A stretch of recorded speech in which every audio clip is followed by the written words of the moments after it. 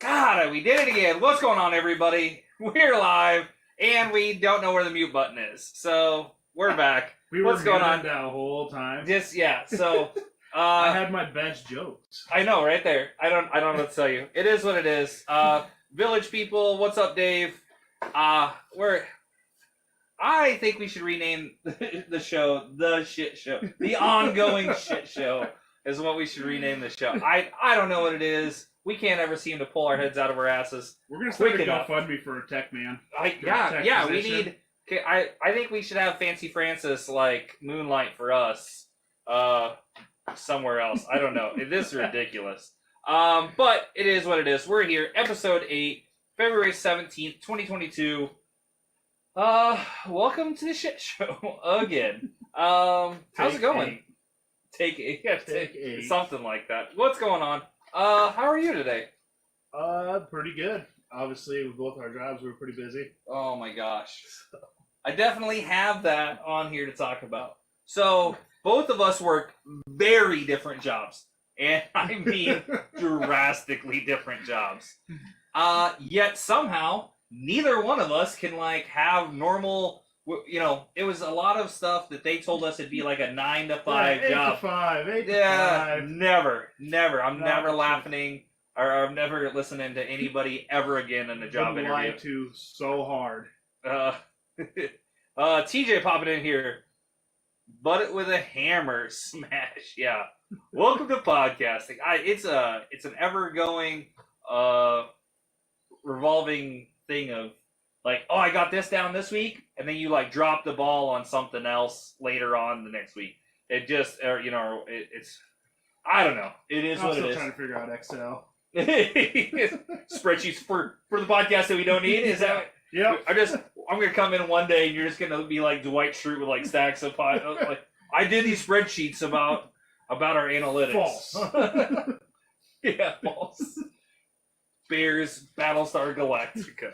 Bears beats Battlestar Galactica. So yeah, that's copyrighted by The Office. That wasn't us. Yeah, probably. It's for legal reasons. It most definitely probably is. But I love The Office, so it's okay. Oh my gosh, it's hilarious. I can't get Tasha to get in The Office at all.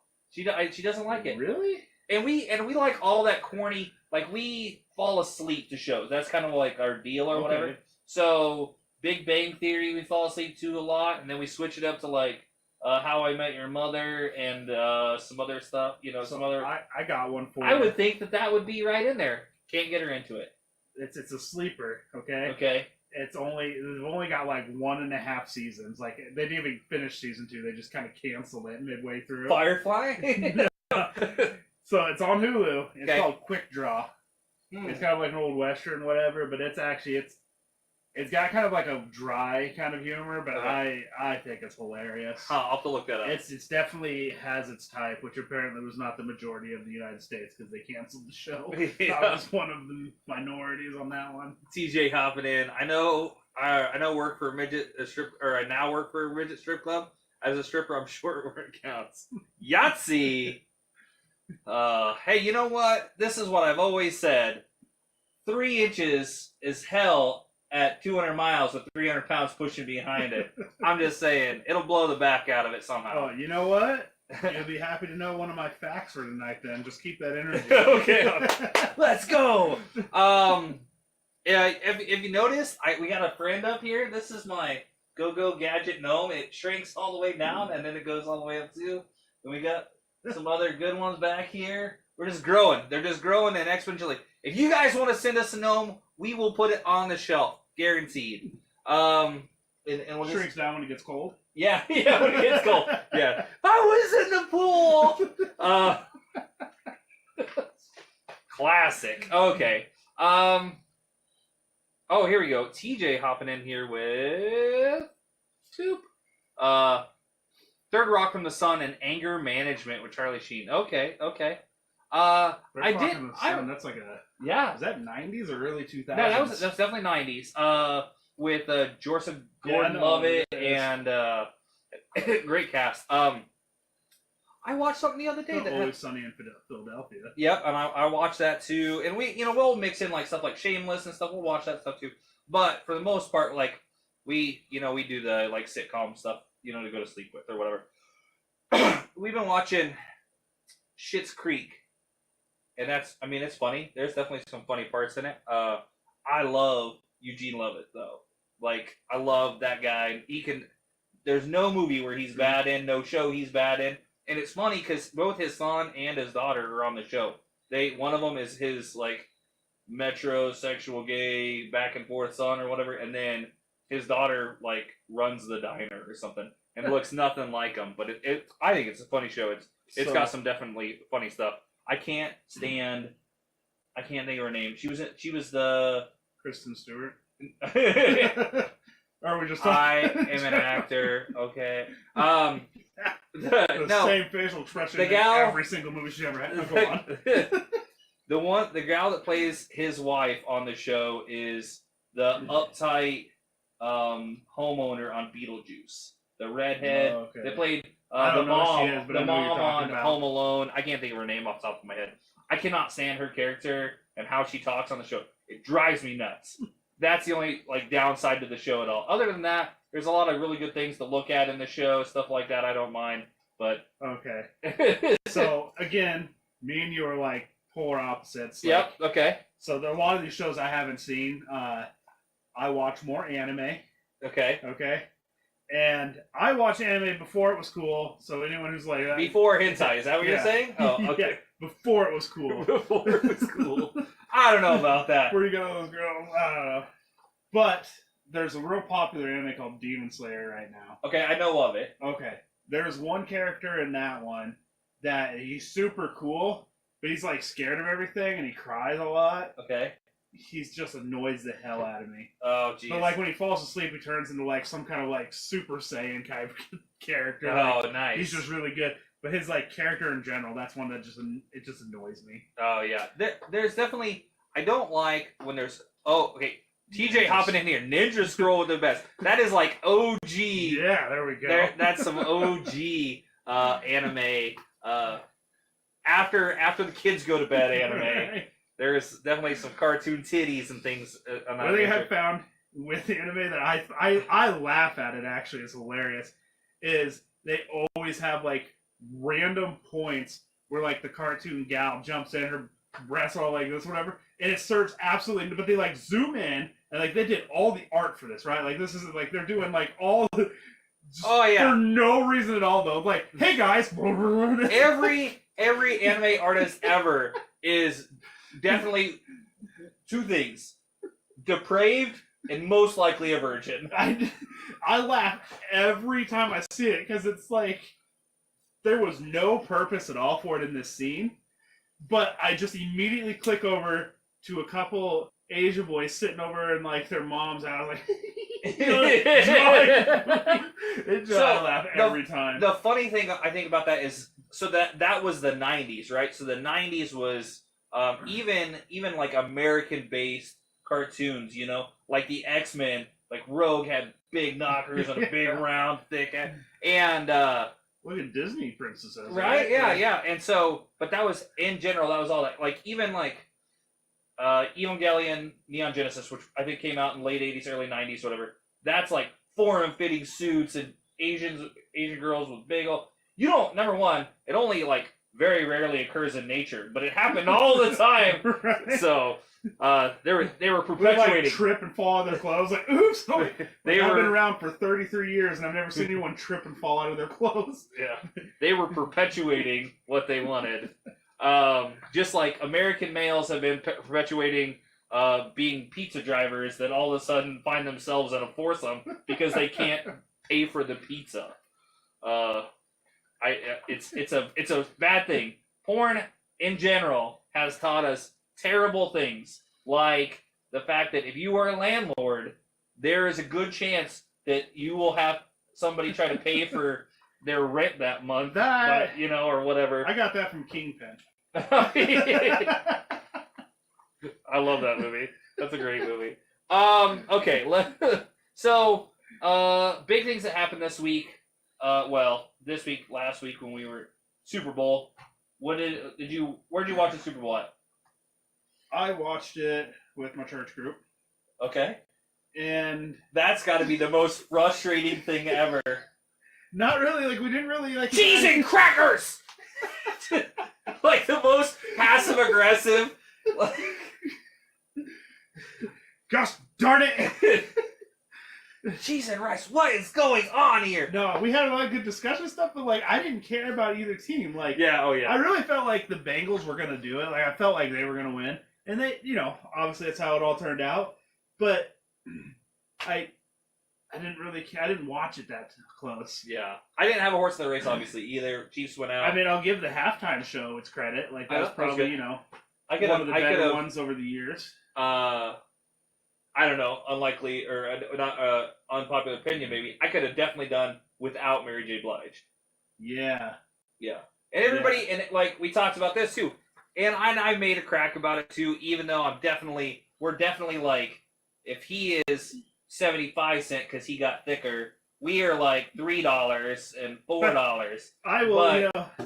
Everybody was all up in arms about how I will stand up for that man. Okay. 50 Cent might have put on a few pounds. He still looked damn good. Like, I wouldn't wrestle him. Like, well, and he's been doing films, so it's not like he's out of the limelight. He's done a couple of films. He did that one, and we had brought it up before, where he's like a dad or whatever, and then he's got a bunch of buddies where they like rob banks or something like that. Okay. I can't. Oh yeah, I know you're okay. I can't think. Anyhow, I can't think of the name of it. But he's been in things recently. But he does look a little thick. He looked a little thick in the face, whatever. Yeah. He's really kind of got just. But they ripped him apart on social media for it, and I'm like, all I can think of is, remember on Blade? There's that guy that's like the computer hacker. That's like 1,000 pounds downstairs. He's like waffles and syrup. Like looking like Jabba the Hutt, going, "Oh, 50 Cent's getting real fat." I'm like, okay, let's calm down.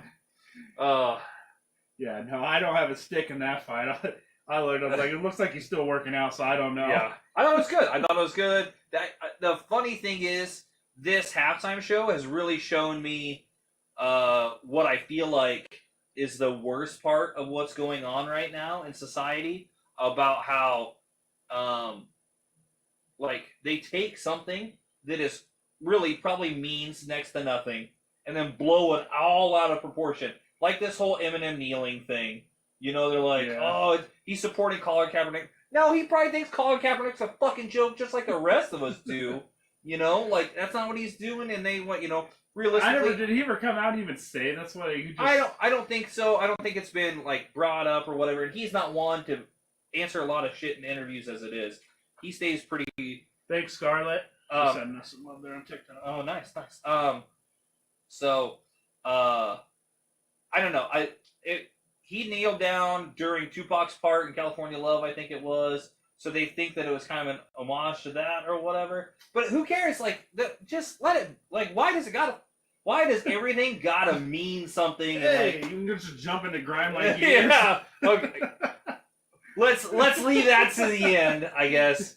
Let's beyond that. Put a pin in it. Beyond that, Joe Burrow is a monster and was almost the entire Bengals team by himself.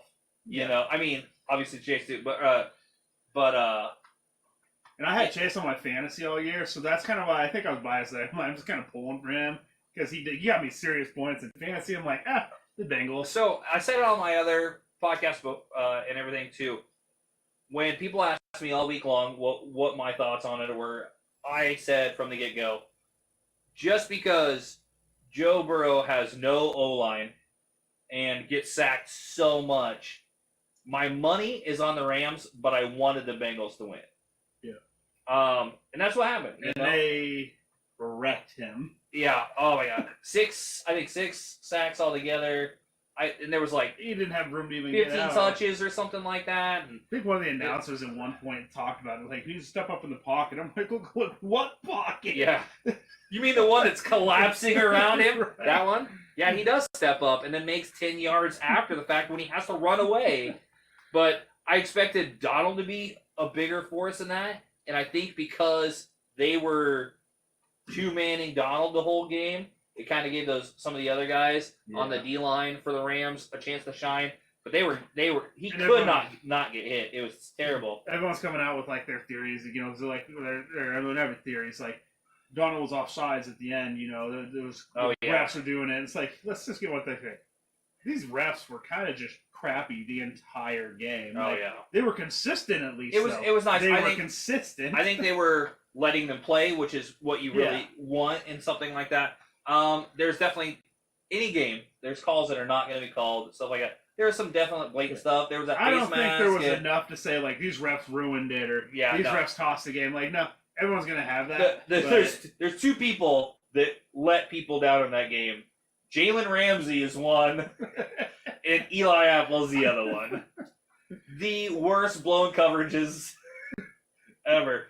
I don't know how Jalen Ramsey went from the best corner almost in the league to Mr. Buttersworth out there slipping and sliding everywhere. I understand how good Chase is, and I understand, but holy crap, he made him look like Globetrotters bad. Like, it was super bad. But, I mean, the game was decided by the O-line. If there would have been an O-line, then Burrow would have made that pass. You know, Chase beat Ramsey once again. Ramsey was on the ground. It would have been open. He would have gotten a touchdown. It would have been easy. That's all I got for sports. I have not watched any Olympics. I have not. I don't care. I don't care. You know what I've seen the most of? What? Is curling? Curling, where they scoot it down. It's because we won a gold medal, at least. Just a bunch of American dads out on their porch drinking bush, like, let's go to China and go curl. You know? I think we should make grilling like an Olympic event, like right. Just really amp it up. Same outfits as the guys that the curling wear, with the apron, and then go to town. Be the best sponsors ever. Crisco. Oh man. Okay. What do we? Let's. You want to jump into the unlikely laws real fast? Yeah, we can go. We're on C. You know what? Go for it. Before that, we have 3 beers that we have not even touched yet. Yeah. So let's get into. Let's get into this one first. So here, you show TikTok. I'll pop up this video here. So this one that we're getting into is called Code.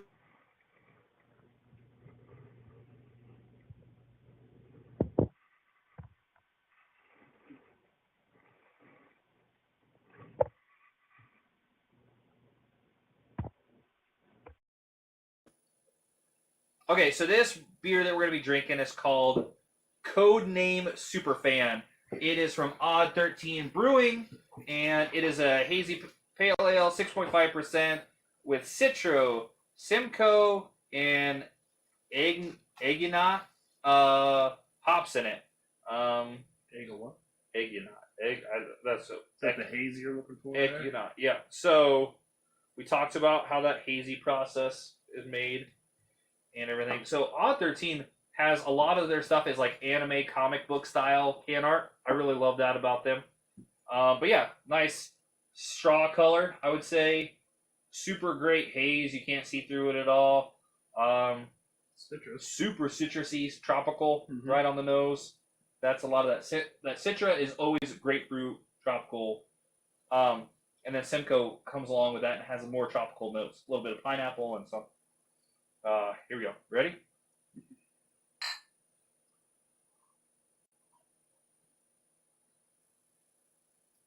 Ooh, that's tasty. Not bad at all. That's really, really tasty. That grapefruit comes through probably the strongest. Yeah.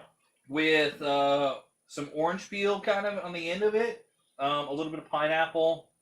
Maybe mango or something in there too. Has a little tinge of that. And then is it just weird to say it tastes soft? No, I mean, you're the one wearing the Tastes vest. like a scrumptious pillow. I think that what you're trying to describe is more of a mouthfeel description, and that would be like smooth. Yeah. Instead of like where a crisp mouthfeel or something like that, or like a heavy mouthfeel. Heavy would be like in like those stouts and porters where it tastes kind of like syrup or whatever. It's a heavy mouthfeel there. That's when you get that. And then a crisp one is like almost like water or something where it's like you get that taste and it snaps off kind of. Yeah. This is more of a smoother finish on it. Delicious. Actually, this is really, really phenomenal. I enjoy it a lot. So the funny thing is the audio is going to keep picking up that I grab these papers and do this fucking thing all the time. I think I've probably done it 20 times. Whoever wants to go back through this video and tag as many times, I'll send you out something like a sticker or something. If you want to go back and find out how many times I pick up these damn papers and shuffle them. Unlikely laws. Go to town. Go to town. This California. And you would think there's just a ton of stupid laws there. But apparently it's just people. Fair enough. I'll jump straight into it. Women are not allowed to drive a motor vehicle while wearing a house coat. I think it should be amended and leave the wearing a house coat part of it. Just keep them off the roads. So I had to look it up. A house coat is like a nightgown or like a robe. So they just can't go drive around in nightly wear.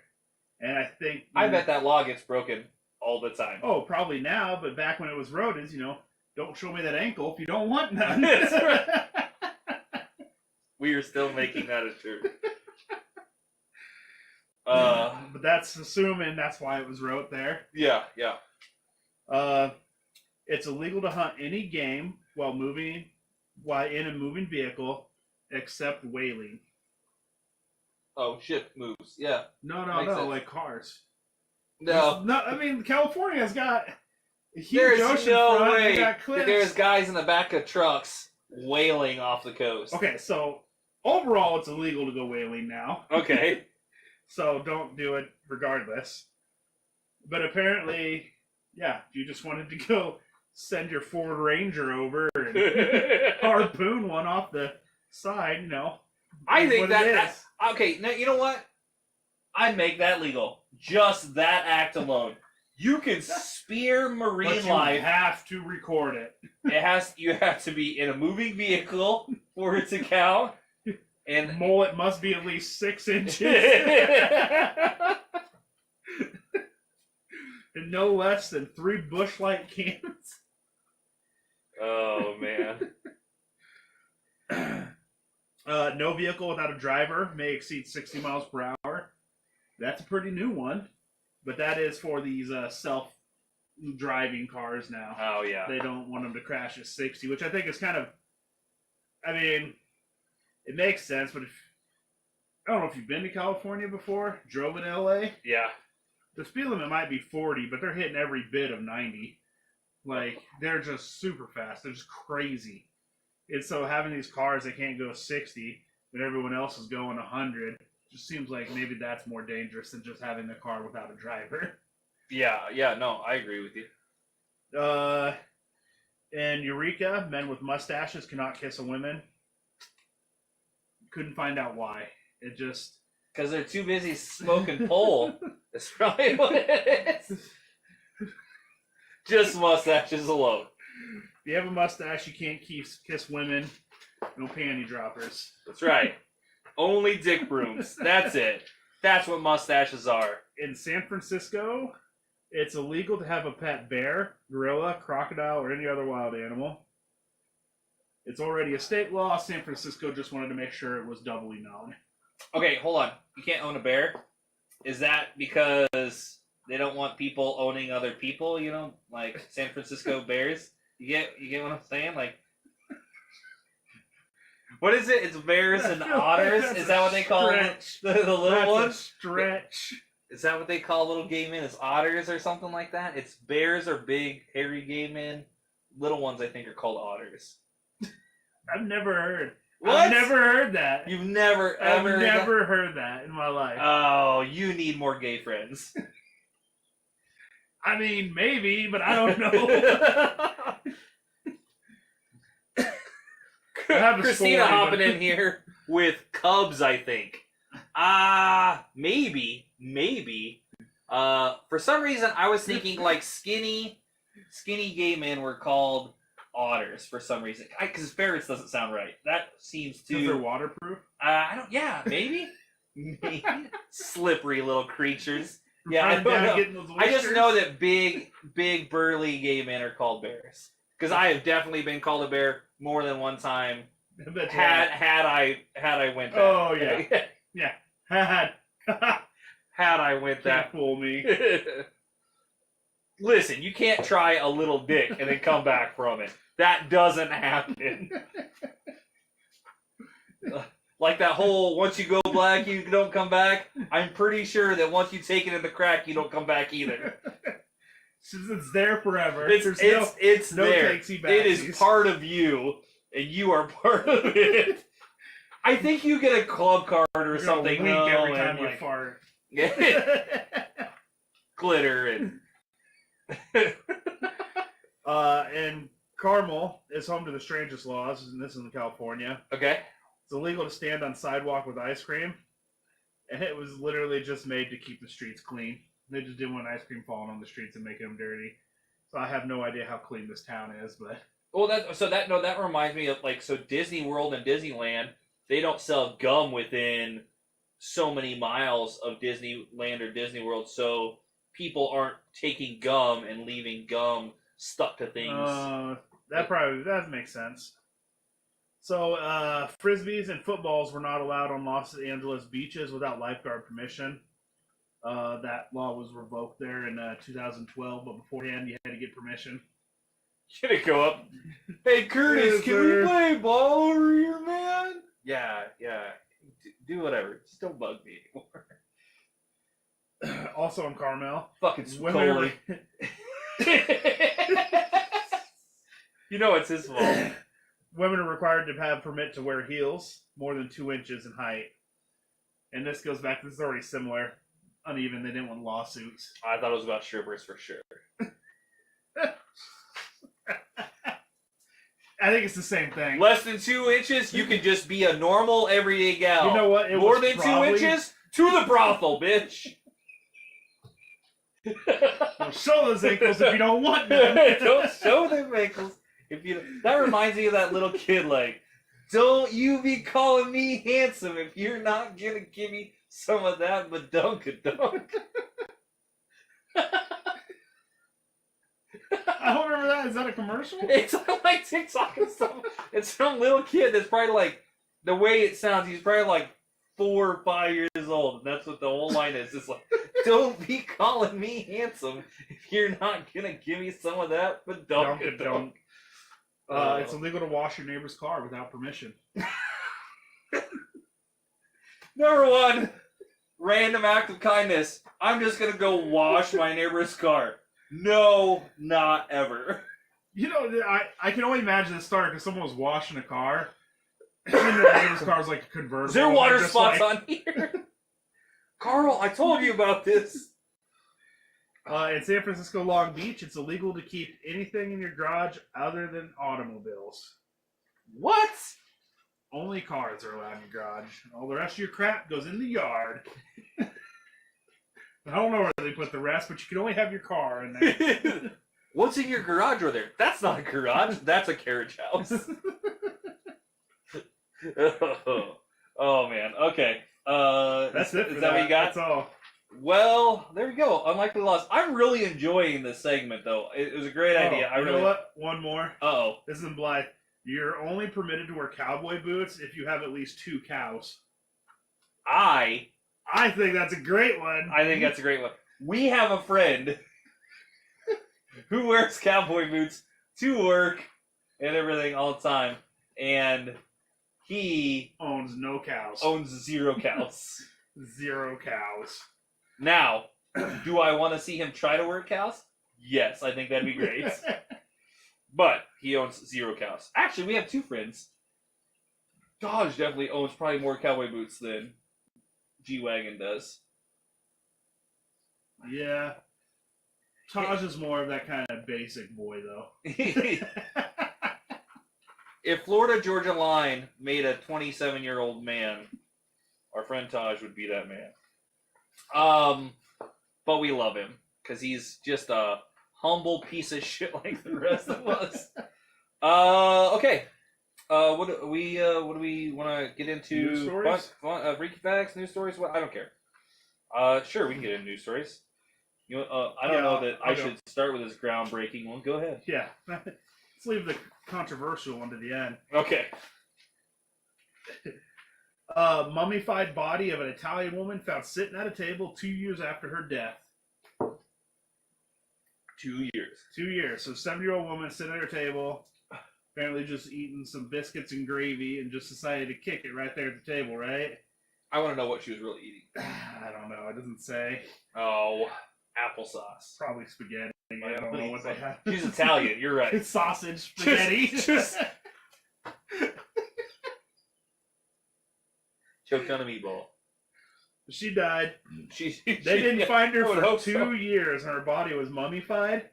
And the article specifically says she's not been seen by neighbors for 2.5 years, according to the Italian media report. So her neighbors, best fucking neighbors ever. Check on your neighbors, damn it. She just up and disappears for 2 years, and not one of them. I mean, honestly, a part of me is like, that's got to be the best neighborhood ever. Super quiet. Super quiet. Talk about, like, minding your damn business. Like, I think she died 2 years ago. Ain't my business. Not my house, not my toilet. Bing bong! Sari hopping in here. What's up? When you guys get back from vacation, we're going to do that wine beer episode. So hit me up and we'll talk about it. But I just can't imagine 2 years. I mean, the smell. I don't even know. Does the smell just disappear after 2 years? I don't even know what happened. So, does it say where it was in Italy or anything like that? Northern Italy is all says, right? Yeah, yeah. So, I want to know how big that area is. Because, like, okay, so, say it's in Alaska. That makes sense, right? Because you're hundreds of miles away from each other or whatever. But I think that they do a pretty good job of, like, radioing in and talking and checking on people or whatever. So her neighbors were close enough to see her. But if it's a super busy town, you know, like, so you've only lived in small towns except for college, right? But even that was that Lincoln? Wasn't even a big no. So when I've lived in bigger cities, I didn't know my neighbors hardly at all either, you know. And so I guess I could see that if it's a bigger city or something like that. Maybe. But like here, you know, I had a 96-year-old neighbor. I knew every day when he was home, any day, you know what I mean? And he'd come over here and I'd go over there, and, you know, when his kids bought him that smart TV, I was over there 900 times that year, switching the fucking inputs. Anyhow, I had... Word of advice, if your elderly parent needs a new TV, do not buy them a smart TV. Thanks. Okay. Tell them it's voice activated. Oh, Jesus. Call the cable guy when it's down. But they are. So here's the funny thing. That is a thing. Not the TV necessarily being voice. I mean, they are. You can get TVs that have, like, Alexa or whatever now. But Dish Network has remotes that you talk to change channels and BS. I can't imagine that kind of technology in the hands of anybody over the age of, I don't know, I had 40. an elderly neighbor who put me on her life alert. Without telling you? No. Oh, She okay. would call and stuff like that. And she would fall like... It was like an Olympic sport, right? Like, it was all the time. And I would get... at first it was like, oh, I gotta go help her. Then there was a point where I was just like, the next time you fall at 4:30 in the morning... What are you doing at 4:30? You're gonna sleep. She always goes to take her shower or whatever and do whatever at 5 o'clock in the morning. Oh yeah, because my stuff goes off, and it's like, listen, you're gonna just have to sleep there for a few more hours until I get up. What is with old people and their clocks like becoming earlier and earlier? Like they go to bed earlier, but then they wake up at 3 o'clock in the morning to like start their day. I don't get it at all. What do we got over there on TikTok? What's that? What do you? Who's? That's my wife wondering what I'm wearing. Oh, it's the vest of breastoration. What am I not gonna be wearing? Hello. Hello, Okay. bing bong. Bing bong.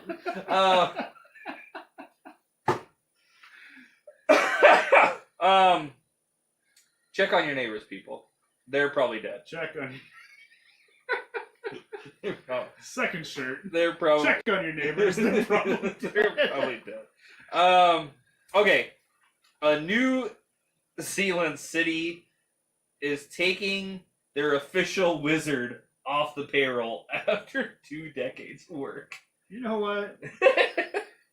He needs to start a union. That's ridiculous. Dumbledore is fired.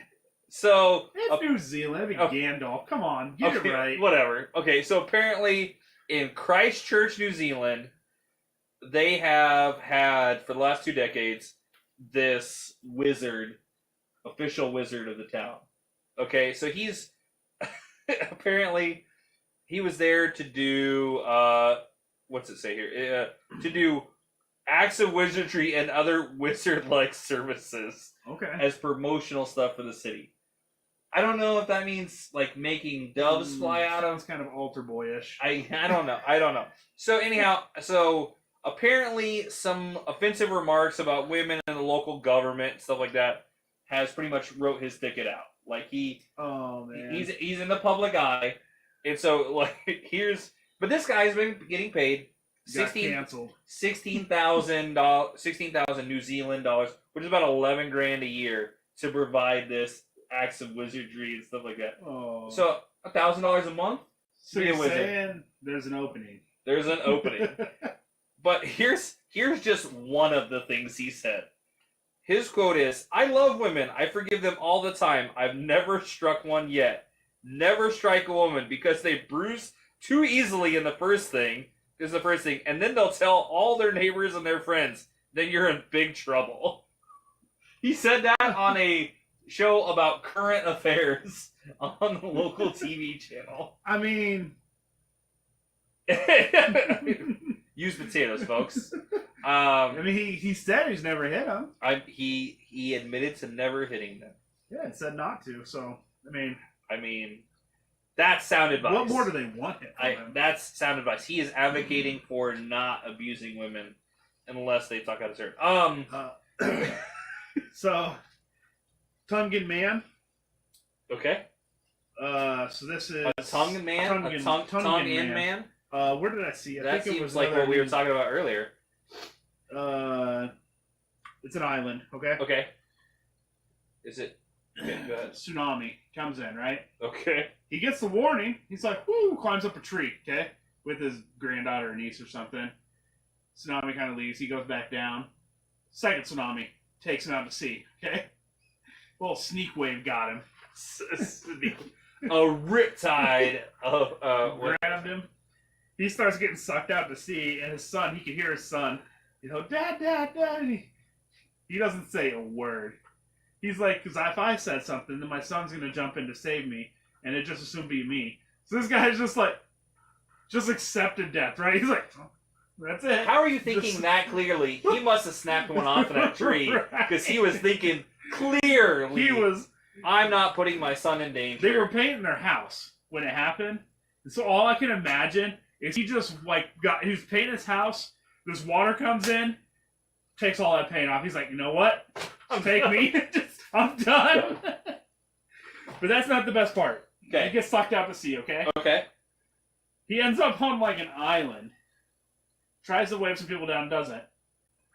He must know this area really well because he's like, well, damn. I'll just swim to this next island 5 miles out, right? So he just goes and swims to this other island. Doesn't find anyone there, so he's like, well, hell. Mainland's only 10 miles. So he just starts swimming. I don't know how he knows where he's going. Swims back to the mainland, meets his family, and now everyone thinks he's Aquaman. Okay. How did sharks not get it? You know why? Because sharks never bite you unless you touch them in the private parts. That makes so much more sense now. He is Aquaman. Instead of a strapping, built, strong Jason Momoa, it is a small, tiny Filipino man. And he has a walking condition. He had to go out a walking stick. He can't walk. He can Apparently walk, but swim. he's been doing construction so long. Lieutenant Dan can swim too. Okay. I mean, for so long. Hold on. Before we get into it, since we went through that one's best, let's get into the second beer. Second beer. Here we go. Whew. Okay. Ninja.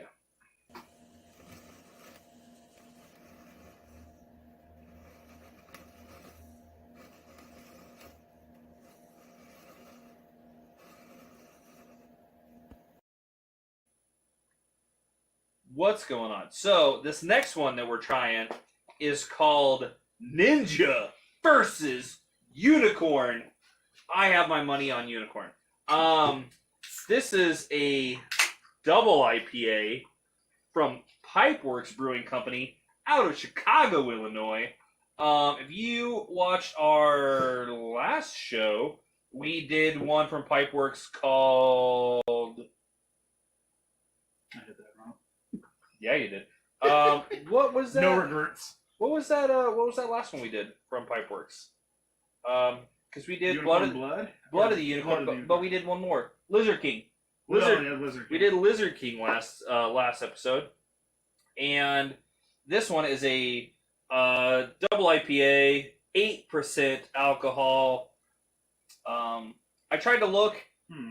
The funny thing about Pipeworks is when you go and you look at Pipeworks' website and stuff like that, it's pretty much saying we have some of the craftiest, most inventive beers.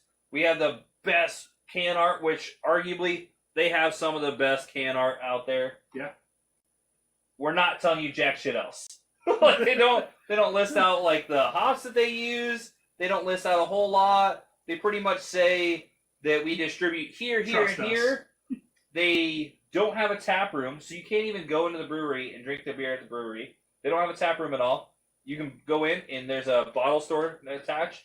You can go in and get beer to go, and then they tell you all the local places, and then Tavor and everything else distributes. For some reason, we were able to get distribution in this area. You picked up your Pipeworks stuff in Lincoln. I picked this up in Columbus. I think I picked this up. Okay.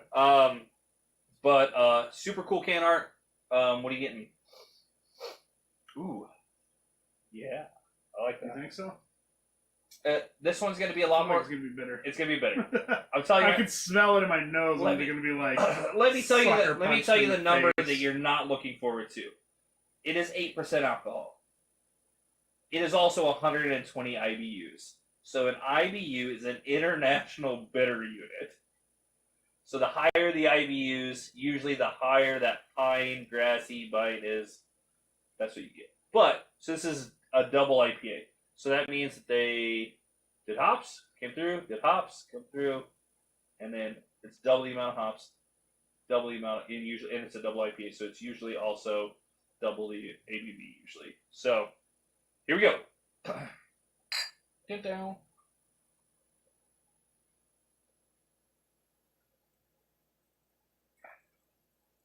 It is bitter.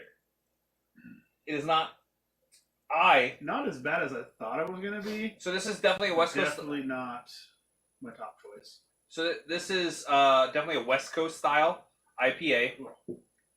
You gotta shake that one off. But the more you drink it, the more you'll get used to that pine bitter West Coast style of IPA, and then you'll kind of determine. I feel like you're definitely going to be more of a New England style hazy guy overall, which is like that first one that we tried. I have to say, I'm probably not a West Coast guy. And I like this, but I've also been drinking quite a bit longer than you, and so like that, and I've acquired the taste for it. So definitely it has a pine, grassy kind of back end on it. It does have that tropical kind of nose to it in the beginning. It has more of a crisp mouthfeel. It's not as smooth as the hazies, and so it's actually, I think it's delightful. But that's me. I'm definitely the beer guy. The two of us, but we've talked about that. So, what do you got? I got one more. What do you got? Moose tramples dog sled team from Alaska. God damn it! You know why I brought this up. We won't talk about it this episode. You know why? So this is what I will premise with this. There is a debate that is almost the whole basis of the reason of this podcast. It is the basis of the reason of this podcast. And we will discuss it on episode 10. So episode 10 will be 2 more episodes from now. We will bring in our very first guest. That first guest is one of our mutual best friends. We have a big best friends group, I would think. Is a way of saying it. We have a big friend group, and he is the main mutual between us. The reason that we met and everything like that.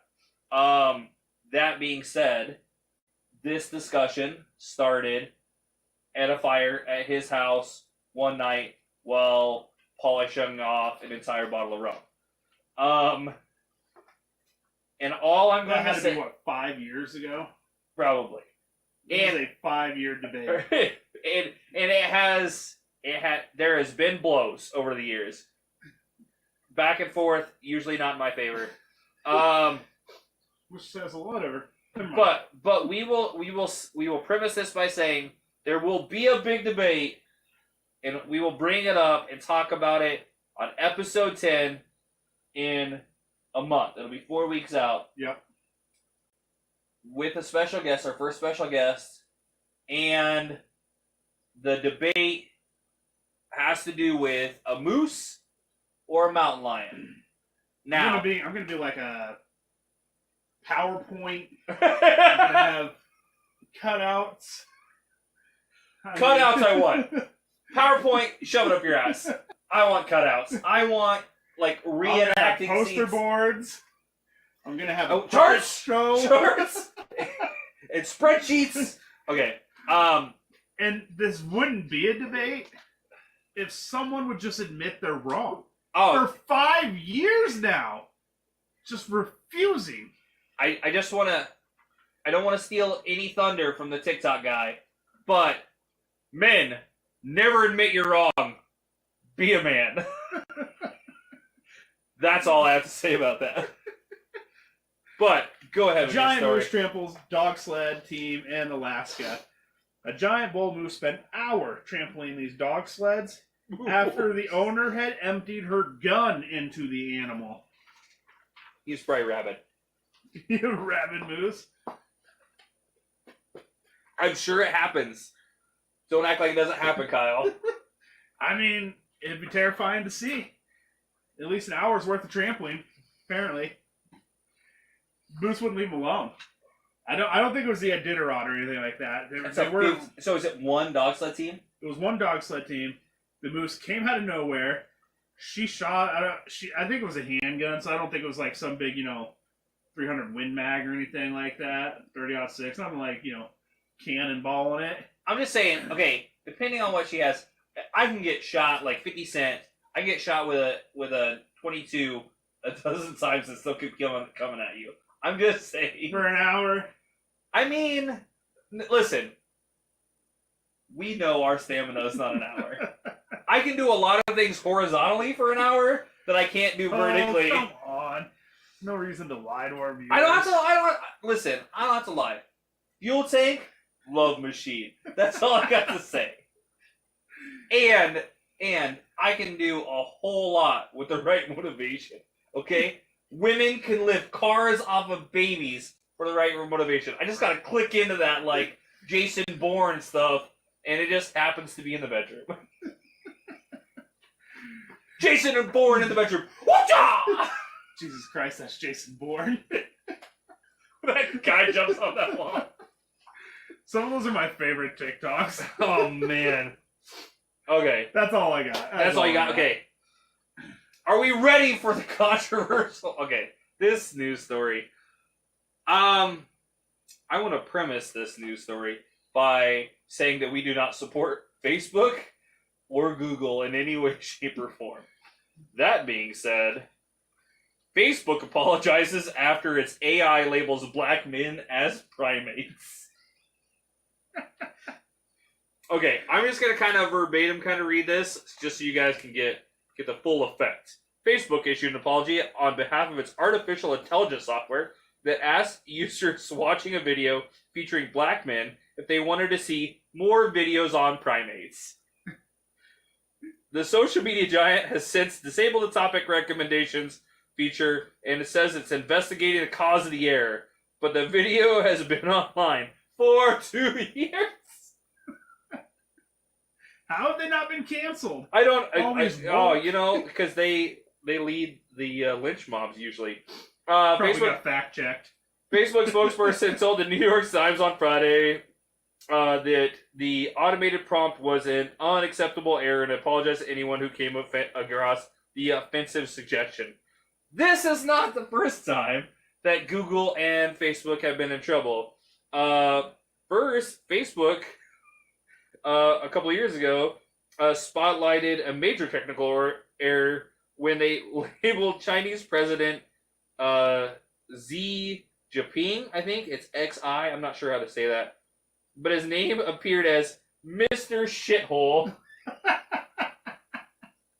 on its platform when it was translated from Burmese. Tell me that's not what it means? From Burmese to English, it translated to Mr. Shithole. The translation hiccup seemed that Facebook specific and didn't occur on Google. However, Google has shared the spotlight as well. In 2015, Google's image recognition software classified photos of black people as gorillas. Oh my gosh. Google apologized and removed the labels of gorillas, chimpanzees, and monkeys, and censored those words for 2 years. I go to Google right now and Google search chimps, apes, or monkeys. If the top 20 pictures better not. Oh my gosh. I don't know. I think this is a massive oversight because that would be like the same thing as like you type in white people and it like pulls up like saltine cracker images or something, or like vice versa. What's I don't know. Computer system in the Terminator? Skynet? Yeah, Skynet hitting differently. Yeah, no doubt. I don't know what's going on with them. That's what I got for what's in the news. I'm just verifying they fixed it. Okay, so we're gonna do that. Let's I got freaky facts. Is that what we're into next, right? Go for it. Or would you rather? Do you want to get it? Let's do would you rather first. What did you say it was gorilla, or was it ape, chimp, and monkey? Ape, chimpanzee, and oh, it's right in front of my face. Gorilla, chimpanzee, monkey. There's an animal they left off this list. I'm not gonna say chimp.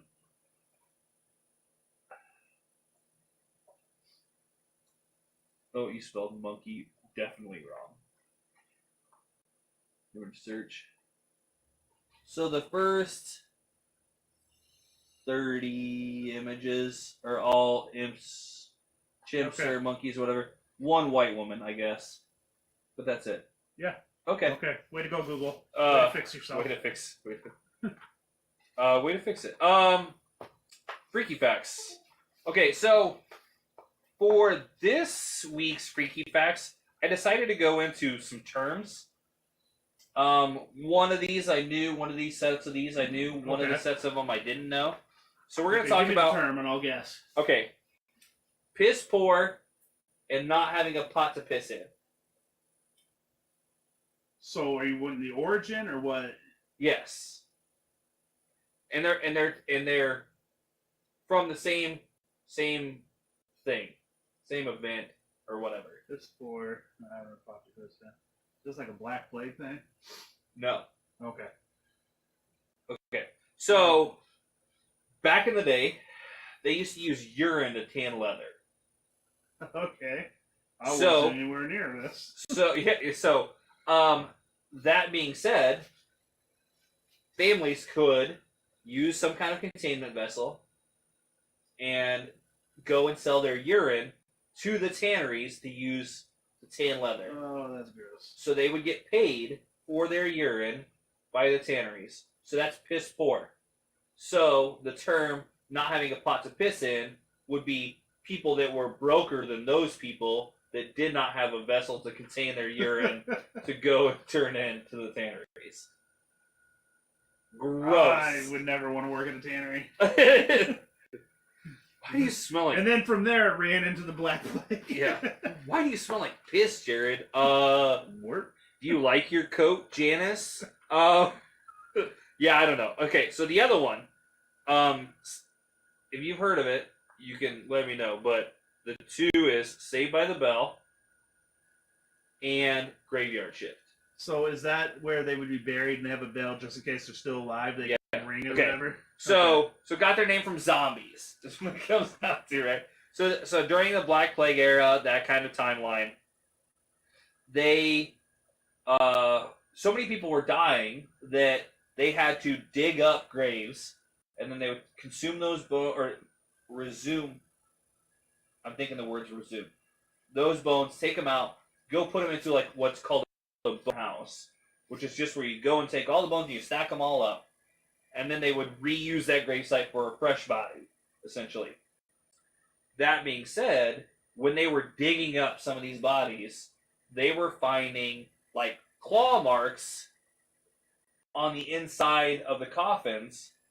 So these people were essentially probably comatose, pronounced dead, had the funeral, and then once they were buried, at some point, woke up and like tried to claw their way out. So they instituted. There's a couple of different styles of what they used to do. One style is they would just put a pipe down, a string, attach it to a body part, and then the other side they would attach to a bell. The other way is they made a special coffin with like a foot press on the end of it, and then you would be kicking, and that would pull the bell. And then so you had people that worked the graveyard shift, which would be late at night when nobody else was in the graveyard, and they would listen for bells, and then they would run out and try to dig the people up. So the people that they dug up and still were alive to speak of it the next day were saved by the bell. I didn't know the Saved by the Bell. That would be a terrifying job. You know you can mess with someone? Oh, man. Okay, I want to know, did they save anyone that way? I'm sure they did. You would assume it was definitely shallow graves. It probably wasn't 6 feet like it is now. Yeah. Or, I think that's the... Well, if they have the pipe, I mean, they would have some kind of oxygen, so they probably run for a little bit. Maybe. Yeah. I mean, but a small, still. minute of... Oh, yeah. Yeah. But I... That'd be terrifying to wake up and like, what's going on? Yeah. So that's my two freaky facts. Do you have freaky facts? Or unlikely facts? Records was created to settle bar arguments. Yeah, okay. In 1955. I swear it's 8.5 inches. Let me show you. Get They the were trying ruler to out. decide whether the golden plover or the red grouse was the fastest bird in Europe. They started looking in books and they couldn't find the answer. And he thought, you know what? I'm going to start a book so people could just have this knowledge right off the bat. And that's where Guinness Book of World Records came from. Okay, is an African swallow or a European swallow faster if it carries the coconut by the husk? Okay, go ahead. You were talking earlier about your little 3 inches, 200 miles per hour thing. Yeah. A mantis shrimp can punch with the force of a .22 caliber bullet. Absolutely. A little mantis shrimp. So they're not that small. They're smaller than that yet. They break glass aquariums and stuff like that. Yeah. So that's like their thing. So they create a vacuum that breaks the sound barrier that creates like a percussion thing. I don't know why I know this. This is like one of those like things of useless knowledge that I happen to know. But they move so quickly that they create a vacuum that breaks the sound barrier, and then the percussion from that has like a force, like a bullet or whatever. And they didn't find this out until they started harvesting them and keeping them in aquariums, and then the aquariums were exploding and stuff like that way back in the day. And so they found out that it wasn't until they introduced the mantis shrimp, and then they did studies and they found out what happened. I'm gonna name mine mantis. Imagine jerking off so fast that you create a vacuum and you break the sound barrier toilet and just boom. This one I thought was super nice. I should have printed off a picture. Okay. Cashews, little cashew nuts. Okay. They grow on the bottom of a fruit. It looks like if you can imagine like a bell pepper and an apple merged into one. That's what the fruit looks like. And then on the bottom of it, it just has one little cashew nut there. No That's way. what they take off. And then the fruit is sold separately. They juice it.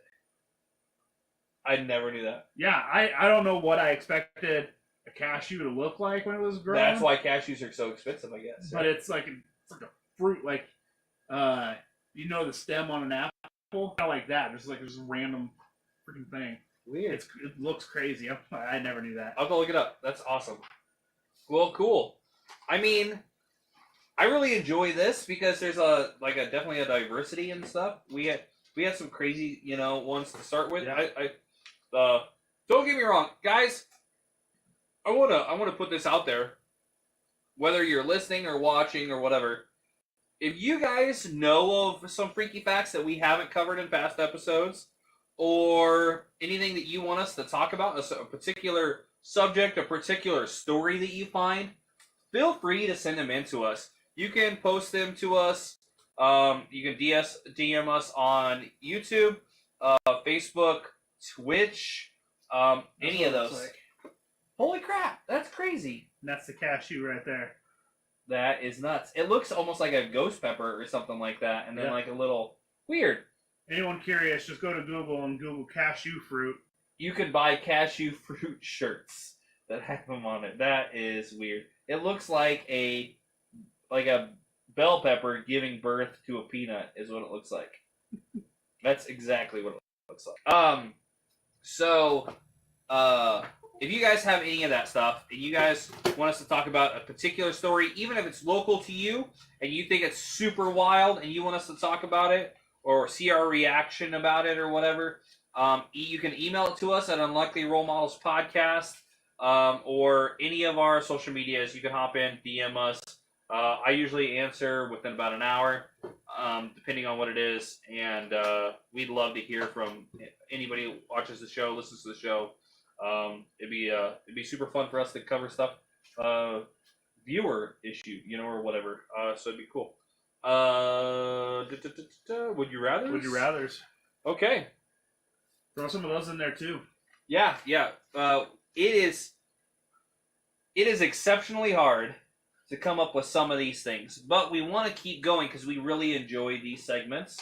So it's a lot of scrimping and trying to claw our brains out, trying to figure out stuff. So any of this stuff would be awesome. Would you rather go ahead. Get explosive diarrhea every time you meet your boss, or every time you meet your significant other's parents? Ooh. I'm going to go significant Parents. other's parents. Parents, yeah. I see my boss far more than I see my in-laws. Okay, so that's fair. I probably see my significant boss do probably 10-1 or whatever. I think it'd be way easier to explain a medical condition to your significant other's parents than like, oh, sorry, boss, I shit my pants. Gotta go home. I mean, unless they let you go home, then maybe there's some consideration. There you go. I got one here. So would you rather be subjected to drink only one beverage for the rest of your life or only one food item? So you could drink whatever, but you could only eat one food item. Beverage. Okay. Then I can eat whatever, because... Odds, right? Yeah.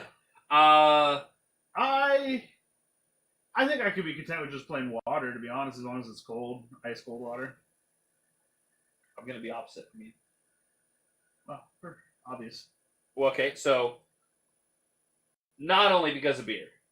I'm not only gonna say because of beer. I love a bunch of different beverages all around the thing. You consume beverages more than you eat. Okay, and there is a few choice like edible things that I could probably eat. I don't know, every day. I could probably which one would you pick that you're gonna eat every day then? I could probably eat sticky rice with salsa and fucking beef jerky every goddamn day. Every meal, every time. Sticky rice with salsa? Yeah, so if you go to any Vietnamese market or restaurant, 9 out of 10 times, I love sticky rice. I've never had a salsa. So that's what the sticky rice you dip it in is like a salsa when you go anywhere. So like we'll go sometime. So like the Viet Thanh market in Grand Island.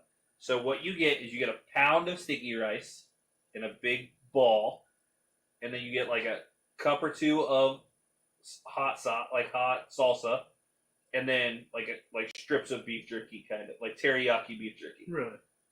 So is that the one down, $5? What does that be? West of the Peacock Lounge?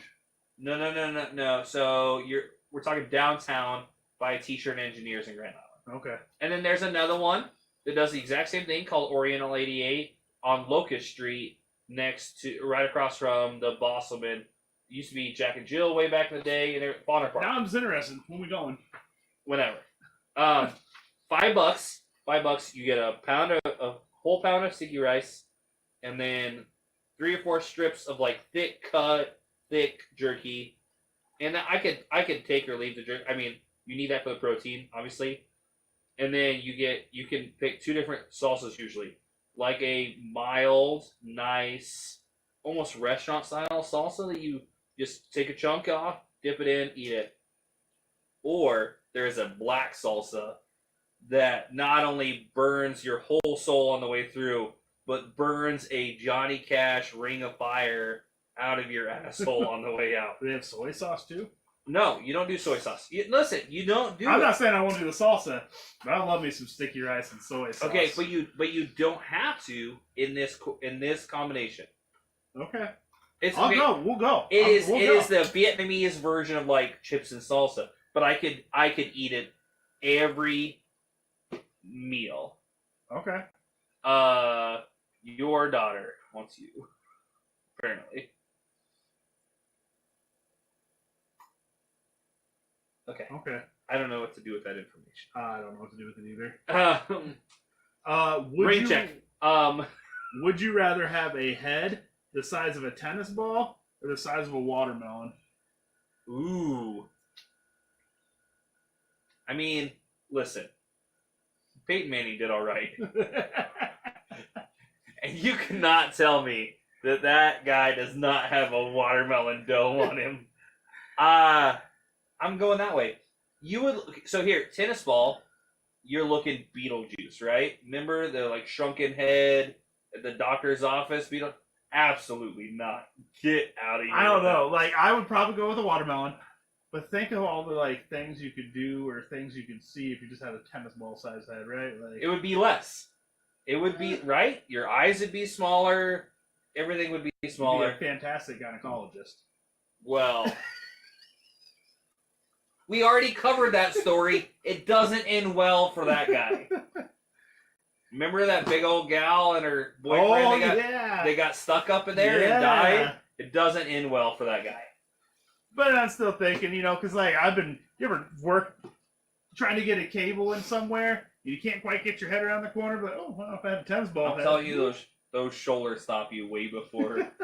Now a watermelon head. I'd still probably take the watermelon head because I don't want no, you know, I already got a watermelon head. You can have a career with a watermelon head. It didn't say which watermelon. Hey, there we go. Yeah, I mean, I agree with that. So this one's from Tasha, actually. Would you rather have a whole year's salary all at one time with your benefits, or get paid the way you do now? Now, you get paid once a month. I get paid bi-weekly. So this is out to everybody.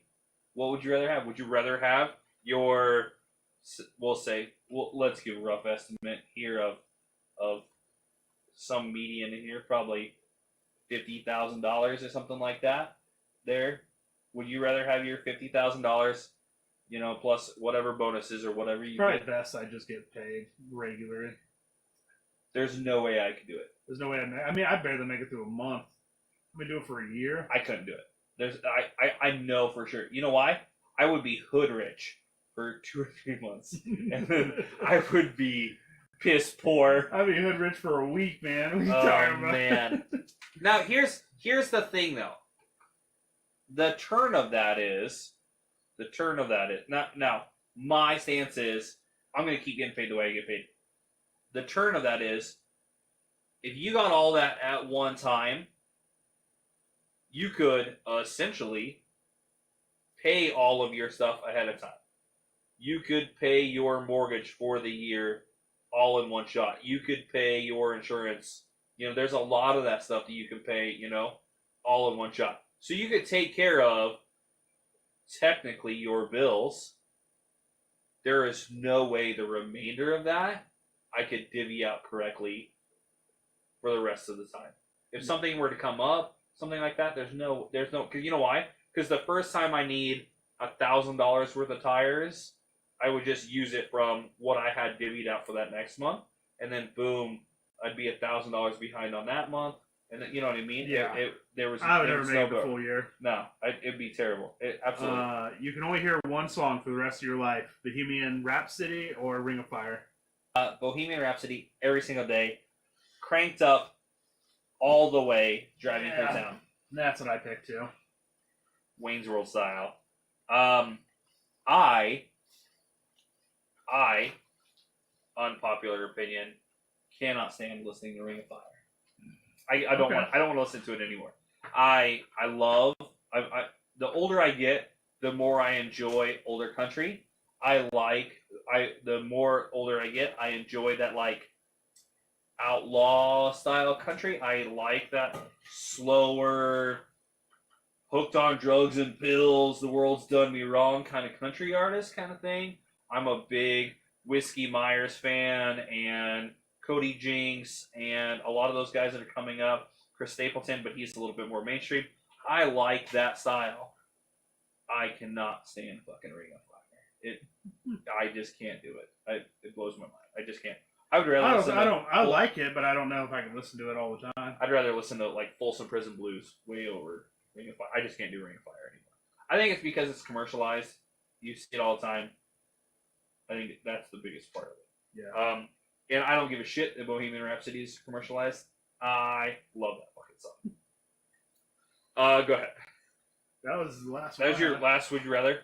Well, it's that time. It is that time. Grinds my gears. So every week, we have this glorious session that I think is kind of like a little bit of therapy for us.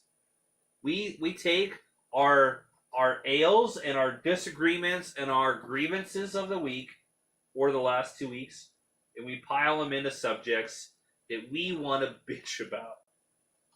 I got 2 this week. 2 that are two this episode that are at the top of my list. And Okay. you have a couple as well, right? Go for it. Let's hear your first one. Okay. My first one stems from, it is that time of year, right? We are sitting at February 17th. Valentine's Day was 3 days ago. What did you do for your wife for Valentine's Day? Nothing. Okay. We're on the same boat. I want to say that we're on the same boat for a reason, though. You are going on vacation soon. Yeah, we're leaving tomorrow. There you go. I usually beforehand though, I don't do Valentine's Day. I never have. And I mean, I know it's just I'm gonna sound like that one guy. It's commercialized. Starboard, corporate, whatever. Yeah. I will, however, get her candy and stuff on April 15th, on February 15th or 16th. When it's on sale? Yeah. Yeah. Okay. We do a similar thing.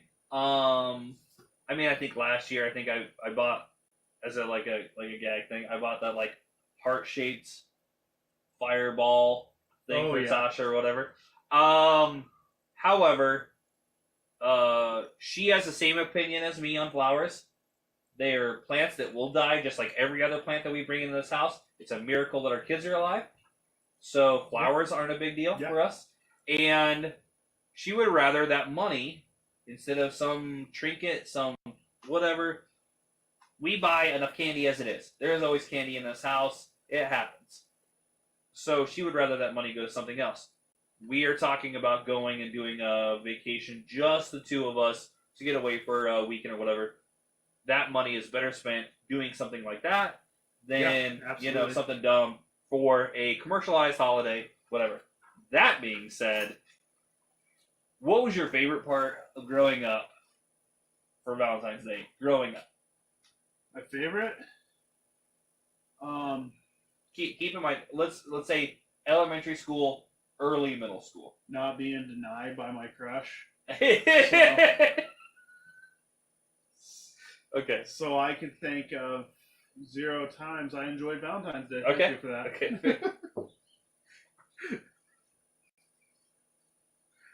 Okay, well, you know what? The traumatic things I will aside, tell you this. Okay. You remember when that song came out? It says, "She's beautiful." Oh God. Beautiful. Okay.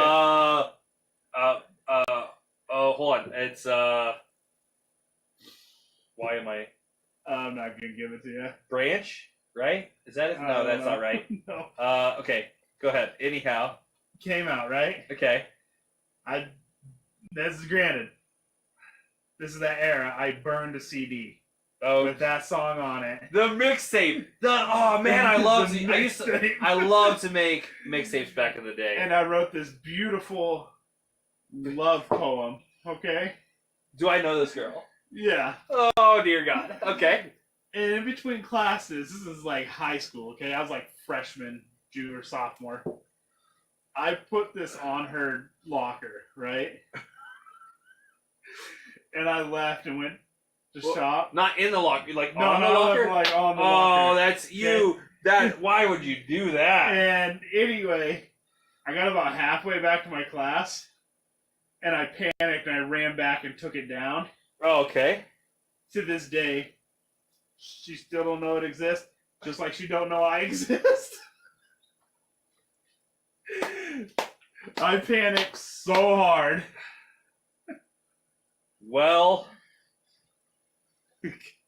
give it up for the underdog. I had a mad crush, so. Oh, no, I know who this is. Of course you know who this is. I definitely know who this is. Okay, I definitely know who this is. It's definitely Sari. We're talking about Sari. Yeah, Sari, for sure. Anyhow, I know who this is. That being said, we all have those embarrassing moments growing up. Mine isn't attributed to Valentine's Day, but I was definitely overheard during me filming. Like, I didn't go out for football my freshman year. I went out the rest of the years because I moved too late in the summer. I filmed football that year and definitely talked about how I had this massive crush on one of the cheerleaders that happened to be the superintendent's daughter. And all the football guys heard it that year. Fucking miserable. The worst possible thing to ever happen to me. It did not happen on Valentine's Day. It couldn't have happened at any time. It doesn't matter. It was horrible. That That's not what I'm talking about, though. Let's talk a little sooner, right? So a little sooner, my favorite part of Valentine's Day is you got Valentines in school, right? Yeah. You got to make boxes that all the kids in your class, including you, and the poor kids would bring cards and no candy. And don't get me wrong, I was one of those poor kids, but we at least, did cheap candy like Dum Dums or something. Took out of the other kids' boxes. Right, and I would spend all night the night before writing names and taping, Jolly Ranchers or something to the damn things. And we would make those boxes. I remember making those boxes. Oh, yeah. Facebook this year told me that not one of them little bastards makes their own boxes anymore.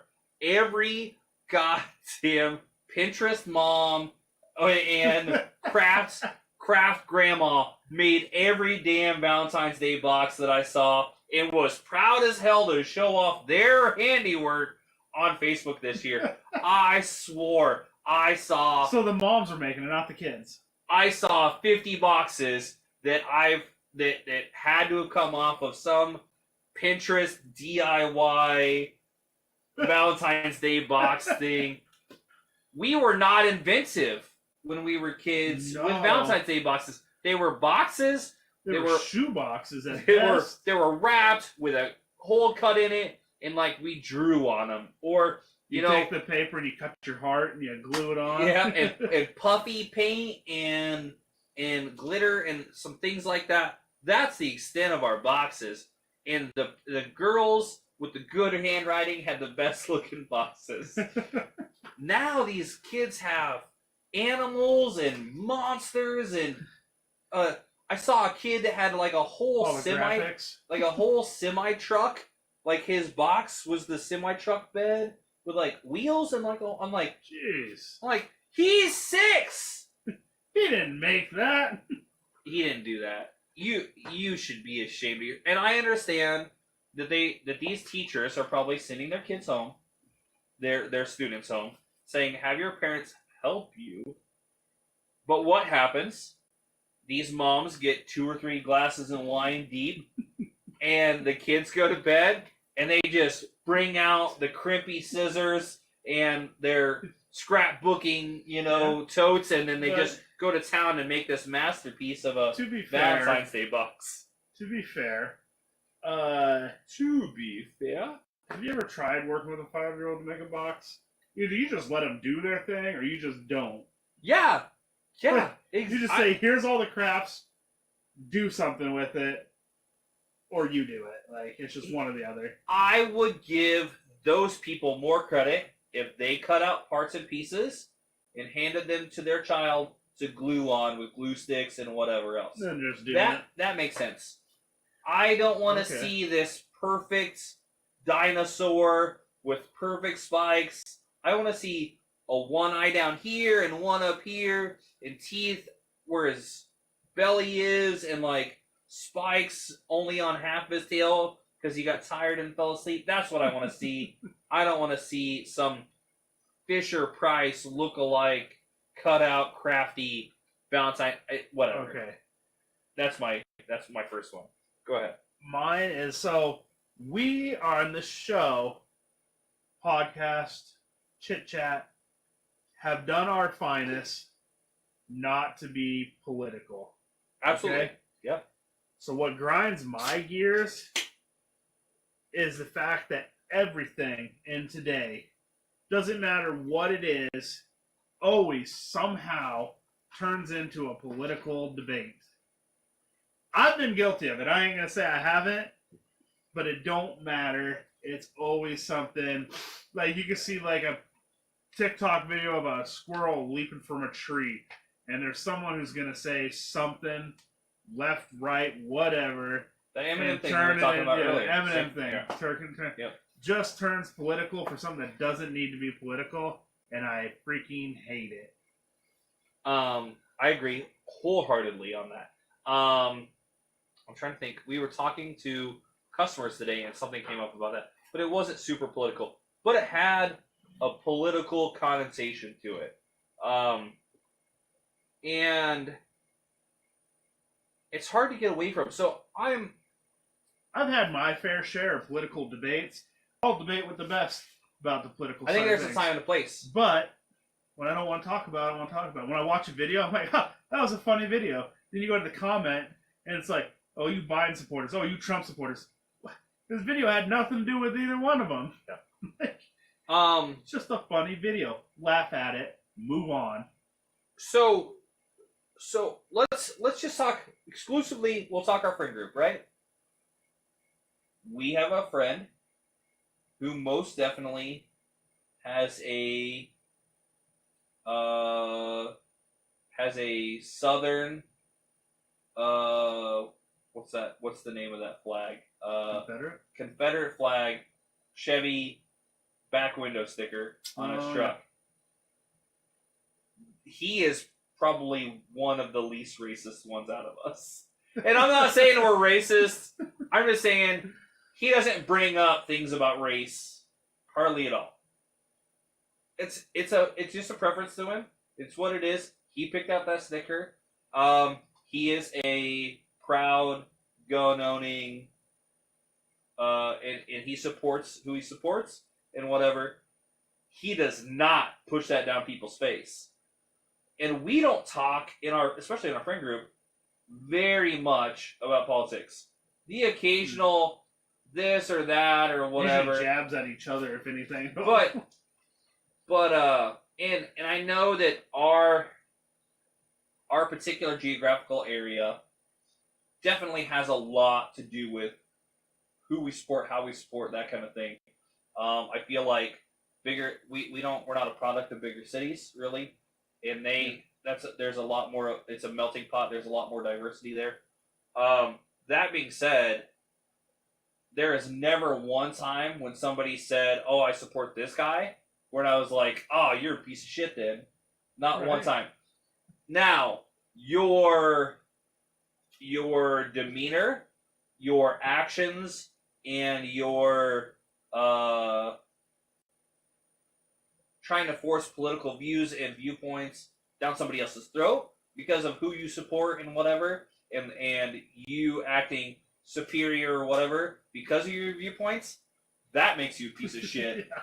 But I will not say because you support this person or that person. You know? I have tons of friends, as you probably have, that are definitely on like the opposite side of the spectrum from what I believe. Absolutely. I mean, most of my coworkers are. They 100% disagree with me on pretty much everything. The thing is, we're still all get along. I'm going on a trip with some of them because we're just not dicks. Like, we just agree that okay. Here's a perfect case in point of this, and I don't want to. Like I said, and we are not pushing this political anything. We are not pushing one. We're just talking about how politics can and do sometimes affect relationships between people, and the people that let that happen are on the I don't want to say wrong side of that because that becomes a political viewpoint, but they need to be more open-minded and realize that that's not all you base your opinion of a person on. Is that one of my, I will easily say, favorite people that I've ever met, and a mentor and somebody I look up to, and somebody that as a business owner, as a CEO, as a human, is exemplary. Is that the right word? I'm close to it there. Yeah. And has and never puts people down because of what they believe in and whatever. And he comes from a background where that was very easy to do. You know, he was at one point he was in Christian-based bands and stuff like that back in the day. And so I feel like religion is one of the first ones where, like, whether it says it in the book to cast stones or not, there's a time where organized religion has a very bad thing about that too, you know? And so he came from a place where that was probably the easier role to take, and he doesn't. Now, his viewpoints and his beliefs and the way he runs certain things and whatever is based on how he grew up, how whatever, and how he wants to run things. I do not agree with everything that he agrees with, and I think that's probably what makes us good friends. That's what makes us good friends. Is we can appreciate each side of either one of us' opinion and not prosecute because of it, except for Moose and Mountain. But that being said, because one of us is really just wrong in 1 minute. I will never do that to you. I will never be based on one opinion you have. Mm-hmm. You know, and if your opinion becomes your personality, yeah, then there's confrontation. Yeah, just be open-minded. I'll tell you, I went to college, UNK, and my political science teacher at the time drove me crazy, drove the whole class crazy. We were doing political laws, we were doing, everything, like we had to bring in political articles and stuff, and he would say, "What's your thought on this?" And we would kind of give ours, and we'd say, "What do you think?" Doesn't matter what I think, I just want to know what you think. We went that entire semester, and we didn't know. To this day, I have no idea which side of the fence or what belief system my political science teacher has. And I have more respect for that man today than I ever did when I was in his class. It makes a lot of sense. As time went on, I'm like, the fact that he taught a class, kept it objective, and didn't put his personal beliefs into the class, mad respect for him. The thing that I've always told people for years and years and years, especially about politics in general, is there is going to be things that I will agree with about both sides of an argument. That's what makes both of them credible. If there wasn't a credible version of that, then okay, that's a little bit different. I'm going to try to drink it though. I cut you off, but I'm smelling it and I want to know what it is. Okay, so this beer, let me pull up the little video I took of it. If I didn't have ADHD, I probably would have let.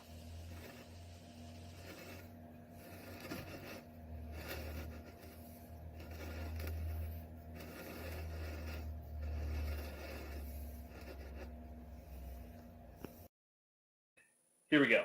So this is out of this Campfire variety pack from Shiner. Shiner is brewed in Shiner, Texas. It's a population of like 2,000 people. The brewery has been around since before 1908. It was owned by somebody else. Then not current, but the guy that started Shiner Beer bought it in like 1908. I covered it in my last episode of this. This one kind of blew me away. Is it chocolate I'm smelling? Probably. So this is Shiner Trail Ale. It is based on trail mix. So it's brewed with chocolate, nuts, and dried fruit. Okay. So, and you get... I definitely smell the chocolate. You definitely get chocolate. That's the main thing that pushes through. You get probably this... why I cut you off. Like chocolate. You get this like peanut, kind of a little bit of walnut kind of thing in there, maybe cashew. And then if you really, really pull hard on it, you get a little bit of like I want to say like an apple or something like that is kind of what you get on the back end. Go ahead and try it.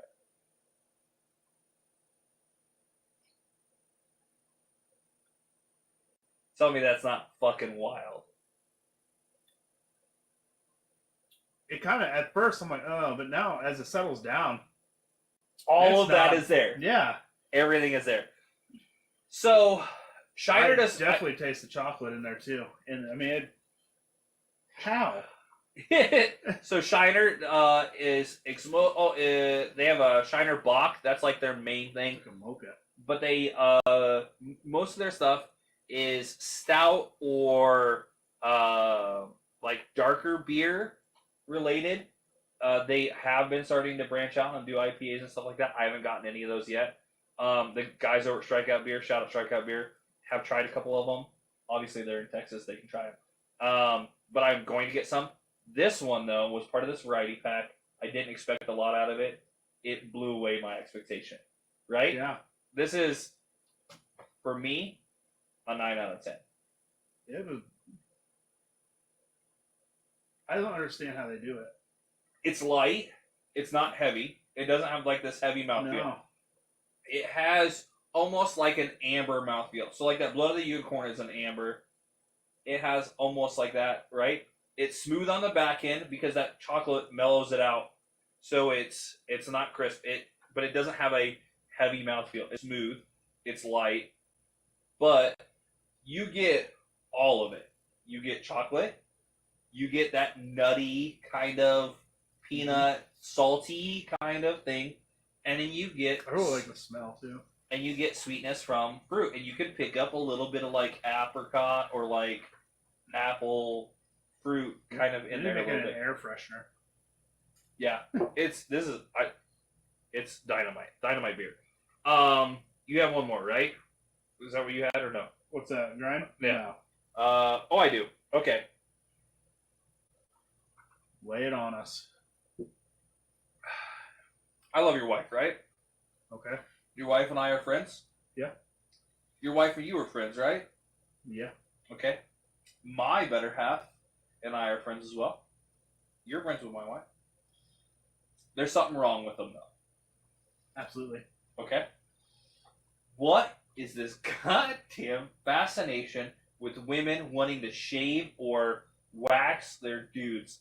I have no idea what the hell. Anytime wax or anything is brought up online, the first thing I hear is like, ooh. I'm like, what? I'd love to do that to you. What are you talking about? I just want to wax your chest. Fuck you. Like, I don't know. Like, I can't say I've ever. I don't know if my wife's ever said she wanted to wax me. Really? I don't think. I bet it's something hidden that she wants to. Well, she should be on. She's probably busy taking care of the kids right now. But no, they should be asleep. but that's anytime like So I think if the opportunity presented itself, she'd 150% be on it. So number one, I think they like to cause us pain. I think that's like a thing that like Yeah, it's absolutely. like some weird tickle thing, you know. Don't get me wrong. I would laugh anytime my girlfriend fell downstairs or whatever. I think that's kind of a normal thing. That's like watching old people fall. It's delightful. However, I don't physically want to see her go through pain. That's not something that like tickles my funny butt. That being said, it sure tickles hers. You know, like anytime like there's a hair that I can't get to pull out or whatever, she just giggles her little ass off as she plucks it out. I'm like, oh, whatever, you know. And she always, that's her first thing that she always talks about. Like, so I shave my head, right? I don't let my hair grow out. I'm balding, so I shave my head. Does you like to pop your pimples and shit? Yeah, oh yeah. That's weird, right? Yeah. I mean, I'm not saying I don't like it, but it's gross, right? Yeah, when you think about it, when you get down to the nitty gritty, it's like, I don't care. That's gross. I watch that like Dr. Pimple Popper chick too sometimes. I can't watch that. Really? It turns my stomach. I don't know what it is. I can watch it, but anyhow, that's getting a little personal for us. I guess that's going down a weird road for us. That being said, though, anytime so like I can't see the back of my head, and so I'll have her come up and like trim up my neck or whatever, and then she's like. The first thing she always says is like, oh, I just want to do this to your whole back. And I'm a hairy guy, but I feel like I have fairly average amount of like hair on my back for a guy. Always. Oh, I want to shave this or I want to wax this off. I'm like, I want to spell my name. Batshit bananas if you think you're touching any of that hair. I made the mistake one time in high school as a surprise for like a girlfriend or something like that. Shaved all, and that was, I had less hair on my chest at that point and like stomach and whatever. Shaved it all. I've been a hairy guy for a long time. I had a goatee like my sophomore year. Shaved all of it. That was like wearing the worst Christmas sweater for months. It was, as soon as it started to grow in, just the worst. Like all of my shirts were made of like balsa wood. It was terrible. And so I never want to go through that again. There is no way I'd have any. It would take a inordinate amount of money for me to like agree to. Now, here's the kicker. For something really funny, I'd probably do it for free. If it was really funny and worth it, you know, like a. Yeah. How many followers do we have to get before we can wax you on the table? Oh man, okay, that's off the table. Shave is one thing. Wax is a whole different thing. Oh man. Wax your leg right in the inner thigh. So the only one that that I think I could probably get away with that. My pants rub a lot of that off. I'm not worried about that. My hair or my legs aren't like ridiculous. But like a patch like right in the middle of my chest or something like that, I would cry like a Girl Scout that got robbed.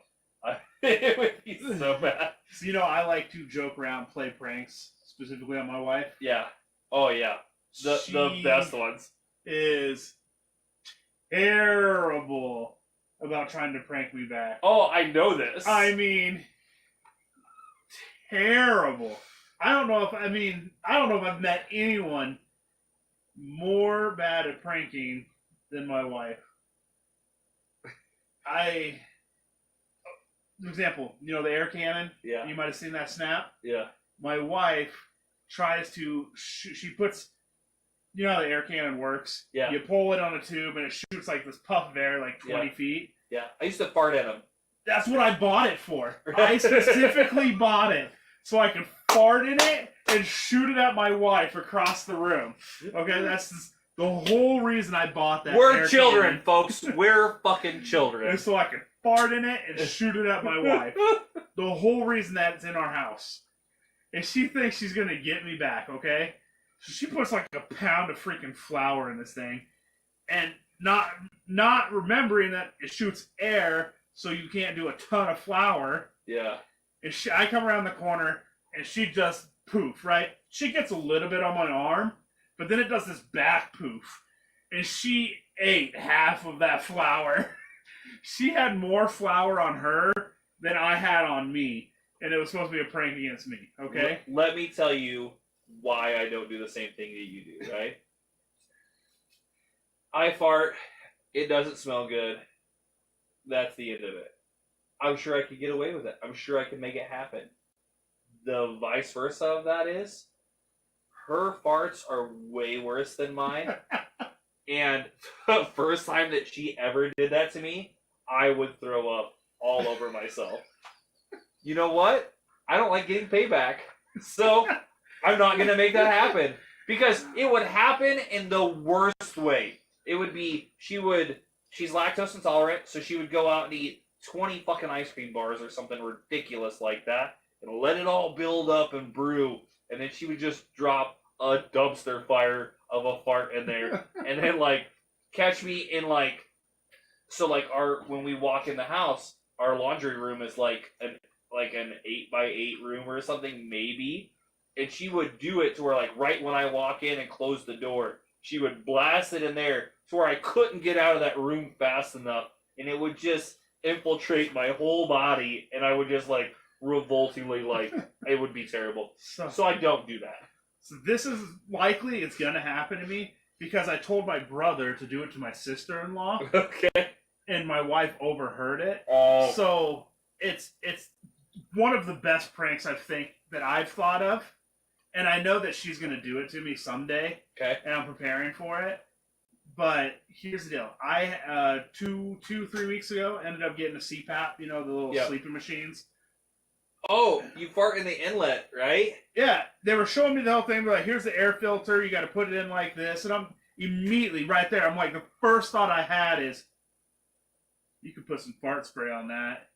And because mine specifically, and my sister-in-law specifically, is I call it a snorkel. Yeah. But it goes around. It just goes under your nose. It's not a mask one. It's just a nose. Oh, okay. And it just shoots air.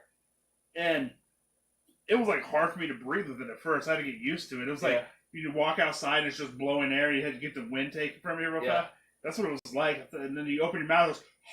It's like it's weird as heck. But I say if you spray a little spark spray on that, they put it in their nose. The first thing they're getting is just straight ingestion. So I'm gonna bring up a friend when she does it though. It was heard here first. It was my idea. Okay. Even though it's going to be used against me, my idea. It will be on her ever-growing TikTok channel. She's going to try to claim it. Like, I got my boy or my husband. I got him so good. He's this, he's that. My idea. Okay? Speaking of her TikTok, it's going pretty good. Yeah. It's growing pretty fast. That's pretty awesome. She does way more lives than I do. Every time I'm on there, it seems like she's live talking to people, which is cool. Like she's branching out, whatever. That's awesome. Speaking of pranks, I'm gonna highlight a friend of mine. So, and he's probably not watching the show. I might tag him in it just so he listens to this part. The king of all pranking his wife is my buddy Matt Strand. He used to bartend. We used to bartend at the same bar back in the day. He lucked out. His wife is a phenomenal gal. I loved her. And they're a great couple. They just had a kid not that long ago. However, he has got to be a guy that has ultimately set the record for how many times he could jump scare his wife and get it on TikTok. I bet over the 4 years or so that I've known him, I think I've probably seen, I don't know, on average 4 or 5 times a month that he sends out stuff on his story where like he'll be hiding around a corner and she'll be like walking in and he'd be like, hey, she'd be like, oh my God, and like freak out.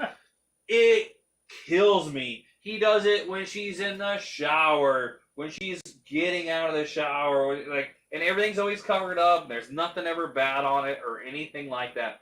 But this guy just knows when she is not expecting it every damn time. And he has it on TikTok, or not on TikTok, on Snapchat every single time. Phenomenal. I give that guy all the credit in the world. My wife is actually kind of hard to jump scare. She doesn't jump scare, but what I have found is I can't go boo and scare her, but I could do stare through the window. I could do she doesn't know I'm there, and I'll quietly stand over there in the corner until she turns and realizes me. That's when she gets scared. If I go boo, it doesn't do anything. Yeah. But if I am awkward enough, take a shower, I'll peek over the little door. Those are the ones that get her. Is the silent creeper guy. Looking pretty good down there, lady.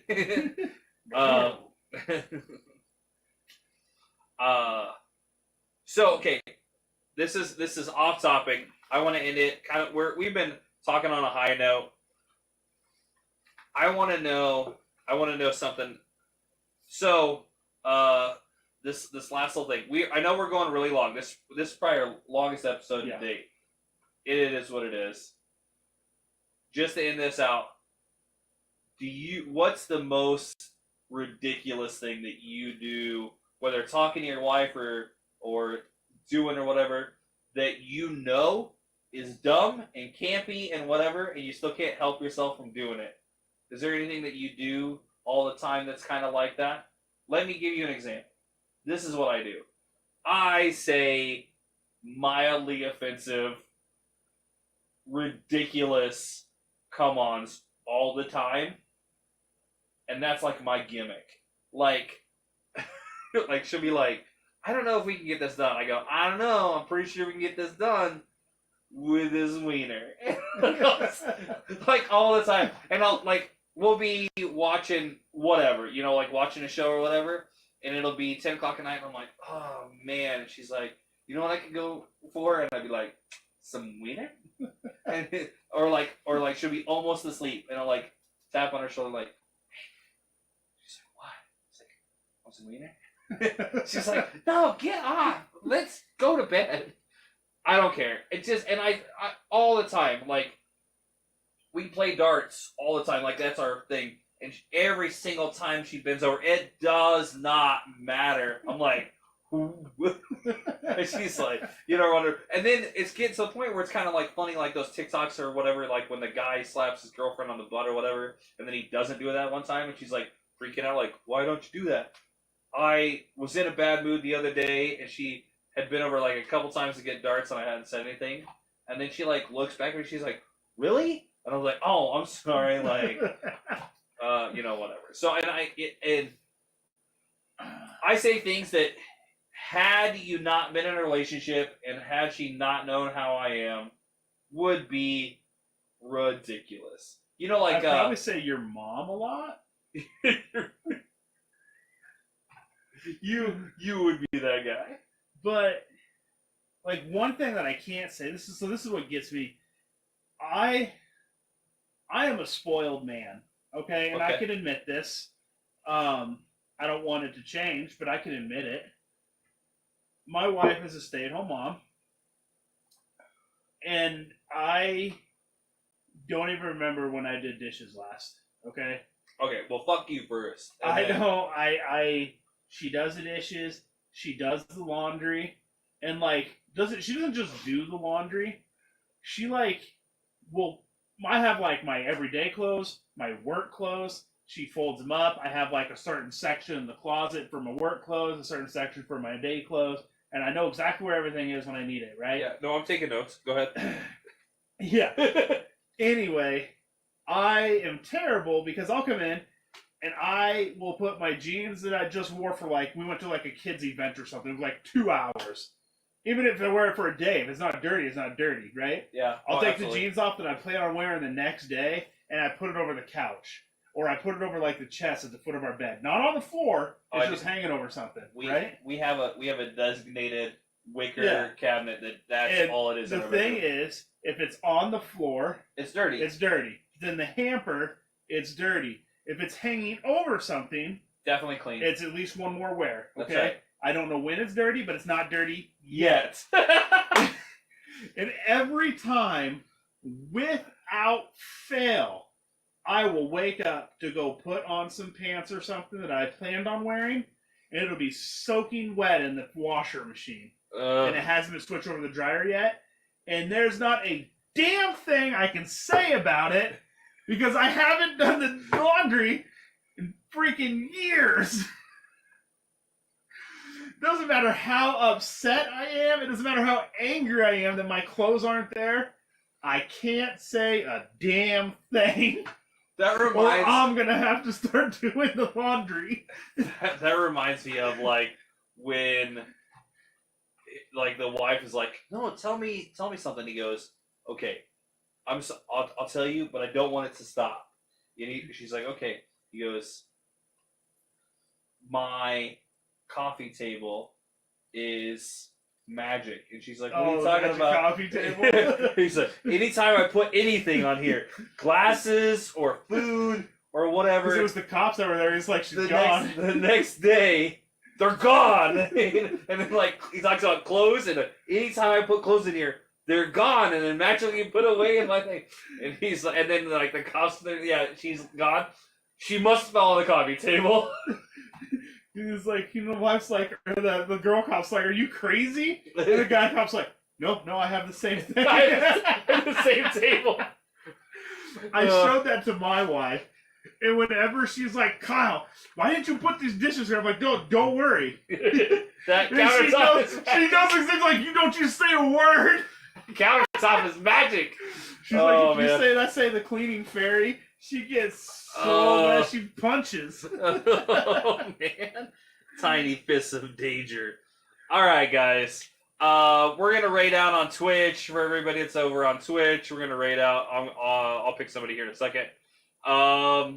This has been awesome. This has been, obviously, our longest one. We're going to try to not have it this long, but we had a ton of stuff, and we definitely threw it together in like the last 2 30 hours. minutes. The last 2 hours before the show, probably.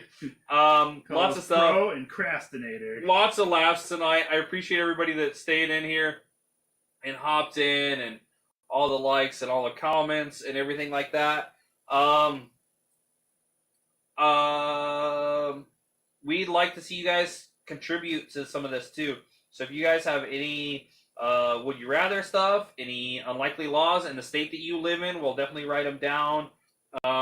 Anything that like grinds your gears that you want us to talk about as well, we'll definitely do that. Freaky facts, any of that stuff. If you guys have something that you want us to talk about, you talk to us about it, and you can message us and DM us on all of our social medias and all that jazz, and we'll talk about it for you. I have no problem doing that. I would love to do that, in fact. So would Kyle over here. So, like I said, we're going to rate out on Twitch. I have been Shane, a.k.a. the Horny Gnome. Kyle. Just Kyle. Just Ford, Kyle. you still suck. Ford, you still suck. We're going to rate out here in a second. We are, just so everybody knows, we are every other Thursday.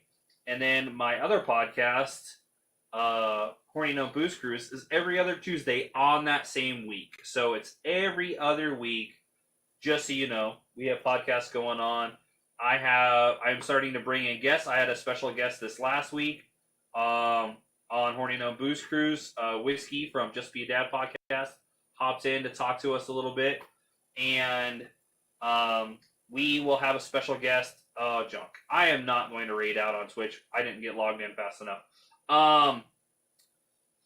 It is what it is. And we will have a special guest on our 10th episode. So 2 episodes from now, we will have a special guest. We will have a third guy in here talking. And a recording of Shane admitting he's wrong. That's not going to happen. That being said, I want to thank everybody for hopping in here and tagging along with us on this super awesome adventure. If there's anything you guys would like to see changed, anything you'd like to see happen, I'd love to see it. Sari, we are not going to make these shorter. I want to appreciate everybody for hopping in here. Like I said, I've been Shane, this has been Kyle, and it's been Unlikely Role Models. Peace!